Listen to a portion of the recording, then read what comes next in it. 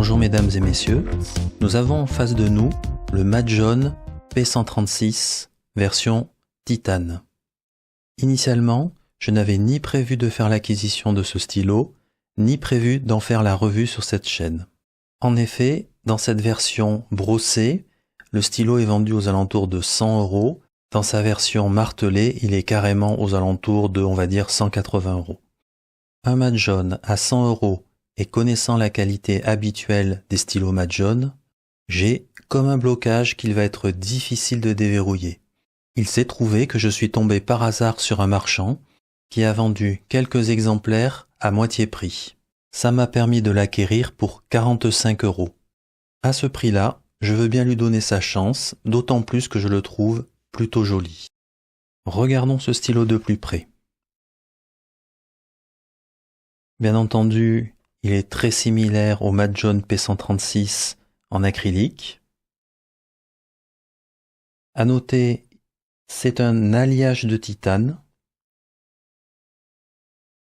et c'est la finition brossée.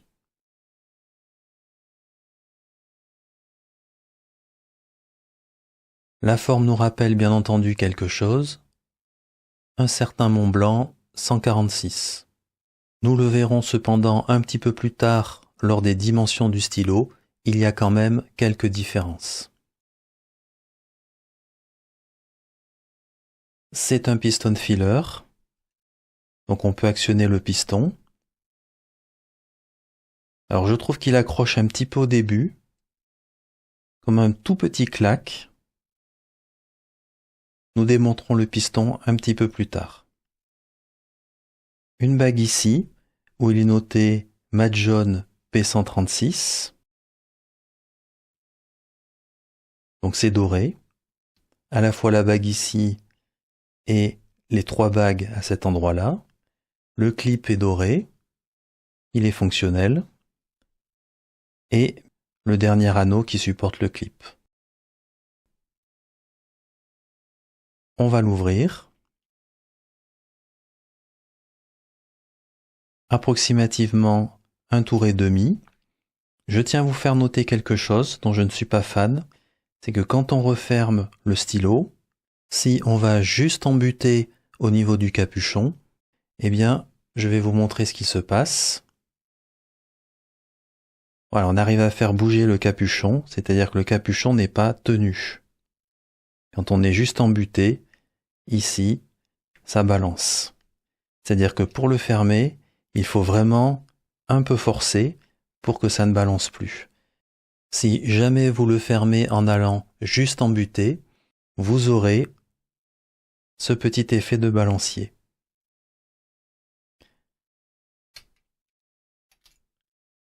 Ici, nous avons une fenêtre d'encre avec un fond bleu. Lorsqu'on passe le doigt, on sent bien entendu les ouvertures, mais ce n'est pas aigu. Ça accroche un petit peu, mais c'est très raisonnable. Par contre, le pas de vis ici a tendance à bien accrocher le doigt. Donc c'est assez, on va dire assez aigu. Du côté du capuchon,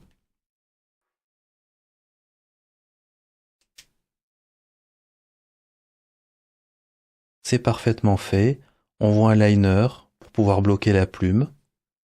Très bonne chose, on visse titane sur titane. Donc, même s'il y a beaucoup de jeu,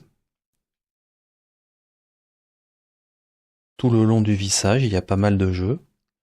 Ça devrait quand même bien résister puisqu'on sait que le titane est un métal très résistant. On jette un coup d'œil rapide à l'intégration des anneaux.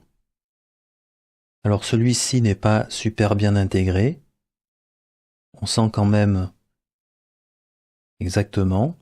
Il dépasse un tout petit peu du corps du stylo. Rien de dramatique ceci étant. Ça n'accroche pas trop le doigt. De ce côté-là, c'est un anneau bombé, aucun problème.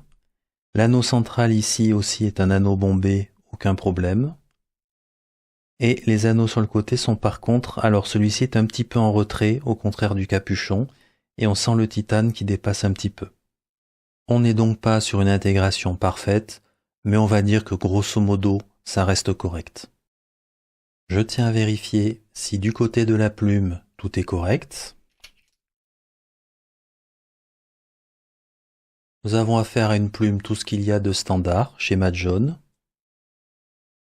Et on va compter le nombre de tours.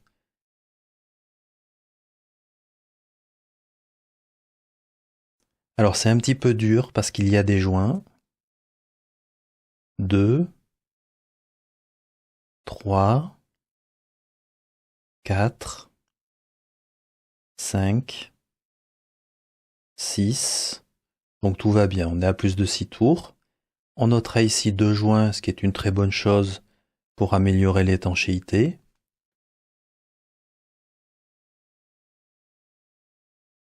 Du côté du feed, c'est un feed qui ressemble énormément au feed du Trianglo, qui est très très fragile au niveau des ailettes. Cependant, celui-là est beaucoup plus solide, les ailettes bougent beaucoup moins, c'est beaucoup plus rigide. Donc, moins de problèmes de ce côté-là. En résumé, tout va bien. C'est parti pour le démontage du piston. Et c'est vrai que j'aimerais bien avoir un piston tout en métal, ce qui permettrait en tout cas en partie de justifier le prix. Tout d'abord, la clé Asvine ne fonctionne pas, car on ne peut pas l'insérer, ou c'est très difficile à insérer, et je sais que certaines personnes n'y arrivent pas. Dans ces cas-là, prenez la clé Hongdian, parce que les crochets sont plus petits. Et la clé Hongdian passe très bien. Du coup, on tourne comme d'habitude. On vient coincer le crochet de façon à éviter de perdre le piston et de devoir tout régler aux petits oignons. Alors, première chose qu'on observe, la bague dorée, ici, virevolte à droite et à gauche. Donc, lors du remontage, il faudra faire attention de ne pas la coincer n'importe comment. Donc, ce n'est pas un piston tout en métal, hélas. C'est un piston tout à fait standard avec un côté plastique. L'anneau qui est ici, il faut y faire attention, bien entendu, pour ne pas le perdre, parce qu'il peut complètement s'enlever. Mais par ailleurs, je vais essayer de vous le montrer. Il n'est pas symétrique. Il y a à l'intérieur une rainure, parce qu'il est plus fin d'un côté que de l'autre.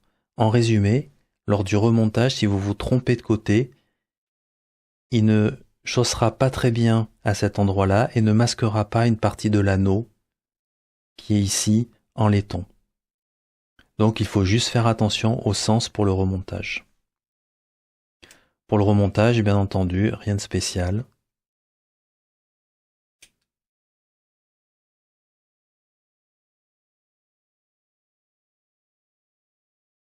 Ça se passe très bien.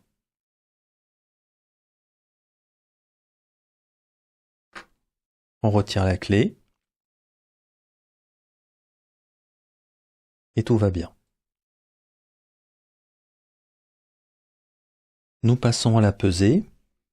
C'est un stylo en métal, je le rappelle, qui pèse au total presque 46 grammes, donc c'est un bon petit poids. Le capuchon. Alors clairement, le capuchon est assez lourd, 18 grammes. Et le corps du stylo, 27 grammes. En résumé, si on retire le capuchon, le poids reste tout à fait correct, mais avec le capuchon, le poids sera nettement plus lourd. Faisons-nous une idée des dimensions de ce stylo. Ici, nous avons un Montblanc 146, ici, le Majohn, on va dire P136 ou TI 136, et ici, le Lamy Safari.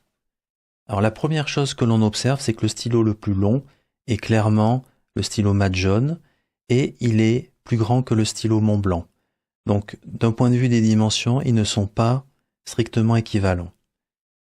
Ce qu'on observe, c'est que au niveau de la bague ici, c'est exactement au même niveau.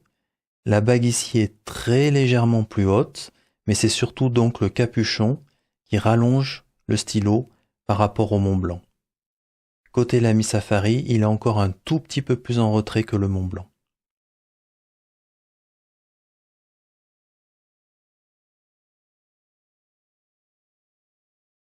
Une fois les capuchons retirés, eh bien, on va dire que le Lamy Safari est un tout petit peu plus grand que le Mad John, qui est lui-même un tout petit peu plus grand que le Mont Blanc. Ceci étant, c'est pas énorme. Entre le Mad John et le Mont Blanc, c'est quand même très proche, on va dire à 2 mm près. Et de même, le Mad John est à peu près 2 mm en retrait par rapport au Lamy. Quant à savoir si le Mad John poste, eh bien il ne poste pas, tout simplement. On voit que ça bouge dans tous les sens si on essaie de le mettre à l'arrière du stylo. Donc il faut considérer qu'il ne poste pas. Si on regarde les grippes maintenant, si on compare le grip entre le 146 Mont Blanc et le Mad John P136, on est sur des grippes de taille assez similaire. Il y a peut-être une toute petite différence, mais c'est vraiment très très léger. Quelques mots en premier lieu sur le confort du stylo. Je rappelle, le stylo ne poste pas, donc vous pouvez écarter tout de suite le capuchon pour la séance d'écriture. Côté longueur, c'est un stylo qui est pas très long, ça devrait convenir quand même à la plupart des mains, même un petit peu longues. Par contre, si vous avez une main très longue, ça risque d'être un petit peu limite. Du côté du grip, il est de taille tout à fait moyenne, tout à fait confortable, et je dirais même que pour un stylo en métal avec un grip en métal, il ne glisse pas du tout. C'est vraiment très bien fait de ce côté-là.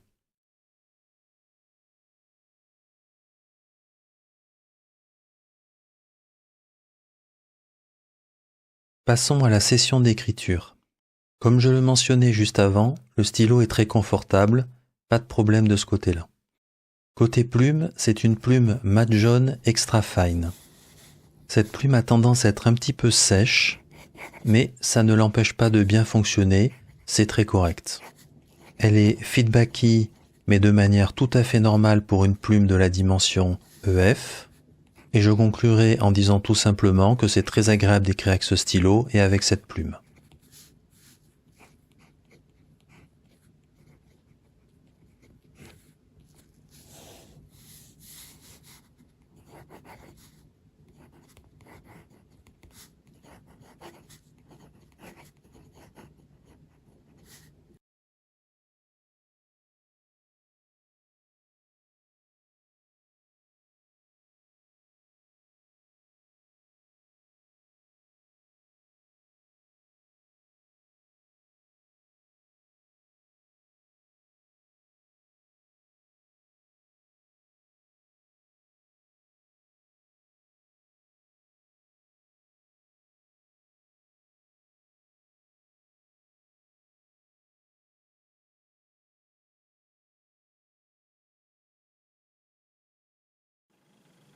Nous arrivons à la conclusion.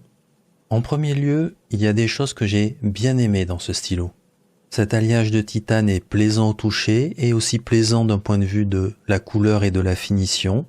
La forme du stylo est très élégante, certes on la connaît bien, c'est une forme qui est très proche du Mont Blanc 146.